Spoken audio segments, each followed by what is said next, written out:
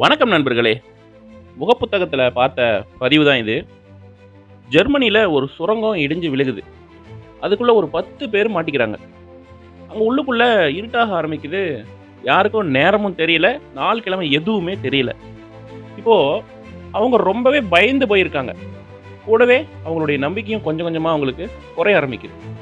ஆனால் அங்கே ஒரே ஒரு நபர் மட்டும் கையில் கடிகாரம் கட்டியிருக்காரு.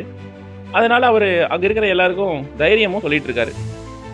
இப்போது அங்கே இருக்கிற எல்லாருக்கும் நம்பிக்கை திரும்பி வர்றத அவர் பார்க்குறாரு. இப்போ சில நாட்கள் கழித்து அவங்க எல்லாருமே உயிரோடு மீட்கப்படுறாங்க. ஆனால் ஒருத்தர் மட்டும் அங்கே இறந்து போயிடுறாரு. யார் அப்படின்னா, அந்த கை கடிகாரம் கட்டியிருந்தார் இல்லையா, அந்த நபர் தான்.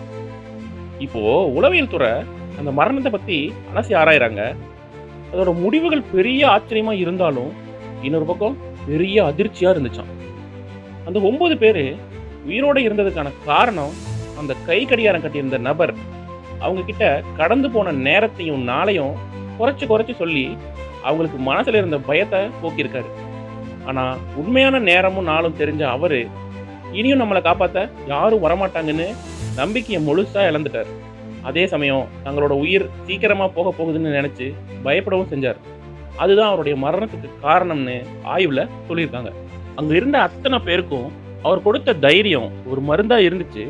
ஆனால் அவர் மனசில் உருவான பயம் அவருக்கு விஷமாக மாறிடுச்சு. இப்போது நம்ம உயிருக்கும் மன எண்ணங்களுக்கும் எவ்வளோ பிணைப்பு இருக்குது அப்படிங்கிறது உங்களுக்கு புரிஞ்சிருக்கும்னு நினைக்கிறேன். இதே போல் முகப்புத்தகத்தில் பார்த்த இன்னொரு பதிவு, ஒரு தூக்கு தண்டனை கைதியை ஒரு ஆய்வுக்கு உள்ளாக்குறாங்க. அவருக்கு தூக்கு நிறைவேற்றுறதுக்கு பதிலாக உங்களை ஒரு ராஜ நாகத்தை விட்டு கடிக்க வைக்க போகிறோம் அப்படின்னு சொல்லி அவர் அந்த பாம்புக்கு முன்னால் உட்கார வச்சு அவரோட தலையை ஒரு கருப்பு துணியால் மூடிடுறாங்க. இப்போது அந்த பாம்பை கடிக்க விடாமல் திரும்ப எடுத்துட்டும் போயிடுறாங்க. அதுக்கு பதிலாக ஒரு சின்ன ஊசியால் அவரோட காலில் குத்துறாங்க. இதில் அதிர்ச்சியான விஷயம் என்ன அப்படின்னா, அந்த நபர் அந்த ஊசி குத்தின சில நிமிடங்கள்லேயே இறந்தும் போயிடுறாரு. இப்போது அவருடைய பிரேத பரிசோதனை முடிவில் ஒரு ராஜநாகத்தோட விஷத்துக்கு இணையான ஒரு நஞ்சு அவருடைய ரத்தத்தில் கலந்துருந்ததாகவும் அதனால தான் அவர் இறந்துட்டதாகவும் சொல்கிறாங்க. அப்போது ஒரு விஷயத்தை நம்ம மனசில் நம்ம என்னவா நினச்சி அதை பதிக்கிறோமோ அதுதான் நமக்கு வாழ்க்கையில் உயர்வா தாழ்வா அல்லது வாழ்வா சாவா அப்படிங்கிறத தீர்மானிக்குது.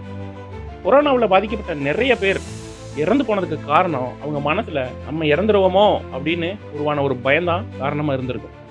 நம்ம என்ன நினைக்கிறோமோ அதுவாக தான் ஆகிறோம் அப்படிங்கிறதுக்கு இந்த நிகழ்வுகள் ஒரு எடுத்துக்காட்டாக இருக்கும் நண்பர்களே. தெளிவாக புரிஞ்சிருக்குன்னு நினைக்கிறேன். நன்றி நண்பர்களே. இது போன்ற வீடியோக்களுக்காக சேனலை சப்ஸ்கிரைப் பண்ணிக்கோங்க. இந்த வீடியோ பிடிச்சிருந்தா லைக் பண்ணுங்கள், கமெண்ட் பண்ணுங்கள், மறக்காமல் உங்கள் ஃப்ரெண்ட்ஸுக்கு வீடியோவை ஷேர் பண்ணுங்கள். அண்ட் தேங்க்ஸ் ஃபார் வாட்சிங்.